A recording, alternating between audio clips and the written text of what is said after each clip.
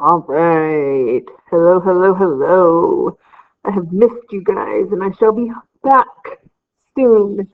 But in the meantime, you get me as a video. So what you've been working on is generating equivalent expression. And you've been using these lovely things called algebra tiles. And you've been simplifying by combining, so I should use that fancy word, combining like terms, okay? So the thing is do I want to draw pictures? Do I want to build with algebra tiles every time I have a problem? And the answer is probably no. We want to kind of get past that. You will have the algebra tiles to use if you need them to help you if you get stuck. But we do want to graduate to a little bit more abstract. So when I look at this problem right here, you see that it says 5 groups of x plus 3. Okay, and here you see it. Here's your 5 groups of x plus 3, right? This is x, and this is positive 1, positive 2, positive 3. And there's 5 groups of that, okay? So what we're going to look at today is how can I use an open array to help me solve that. Now, you've been using open arrays since elementary school, so I do want you to have out a dry erase marker so that you are ready to practice this part just on your desk, okay? So here we go. So what this says is 5x, well, 5 groups of x plus 3, okay? So remember an open array is going to have the x, right? And then your positive 3, okay? And I know that it's 5 groups of. And so you label your array, right? This is a simple array. It just has 2 parts. And so we look at it and we say, well, this is like 5 times x, right? Which if you practice what we've been doing, that's like 5x. And the other piece that we know is that it was 5 groups of x, but it was also 5 groups of x plus 3. Well, if you go 5 times 3, you get 15, okay? Okay, so when you finish that up, you get the simplified equation, not equation, sorry, expression of 5x plus 15. And if you've been practicing what we've been, remembering what we've been practicing, this is called the distributive property, because basically I distributed this 5 to the x, and then I did it again to the 3. And we're going to practice that again. Okay, so now clear your board, and we're going to try the next one. Okay, so we're going to try this one with an open array. So go ahead and write the expression at the top of your desk. Build yourself an open array. And here we go. So what I know is this is -2 groups. Well, remember, we can't have -2 groups of something. But we're going to set it up like an open array, and we're going to have 6x up here, and we're going to have positive 2 up here. So I have this group, this 6x plus 2, and I'm going to distribute the -2 to the -6x. Well, if I go back to my integer rules, I know that -2 times 6 is -12. And because of the rules of multiplying x's or units or whatever, it's the same. When I combine these things with multiplication, I get -12x. And then I'm going to distribute that -2 to this 2, and I'm going to get -4. Okay? Okay. So using what we just did with distributive property, I took this -2 and I distributed it out to the 6x and the 2.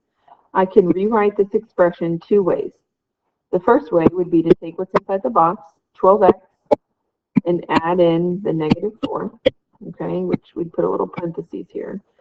Or we could leave it as a subtraction problem, which is just -12x minus 4. So either one of these ways are the same. They're both equivalent ways to write the expression. Okay? So now clear your board and let's try the last one. Okay, so let's look at this one. Okay, so I've got -8 groups of x minus 4. So if I rewrite that, oh, and this is what it's saying, because this is a subtraction, we want to get in the habit of, because of those integer rules, I can rewrite this as an addition problem, right, which is going to look like this, because I want to tag that negative sign to the number. This helps when we're using the distributive property, because it starts to make more sense. So I know I have the -8, I know I have x, and then I'm going to add to it these -4. So remember, these are equivalent. I can say x minus 4, or I can say x plus a -4. And because I'm comfortable with integer rules, I know these mean the same thing. And now I can distribute. So I can say, well, -x times 8 is -8x. And now I can say -8 times -4. Because of my integer rules, I know that that's going to be 32. So when I rewrite this, it's going to be -8x plus positive 32. And that will be how I solve this using an open array, okay? We're going to practice this a little bit more. Remember, those algebra tiles are always there for you to use. If you need to build out the expressions to help guide you to what the final simplified expression is, okay? Okay, so before we end, you are going to watch this quick little video on the distributive property.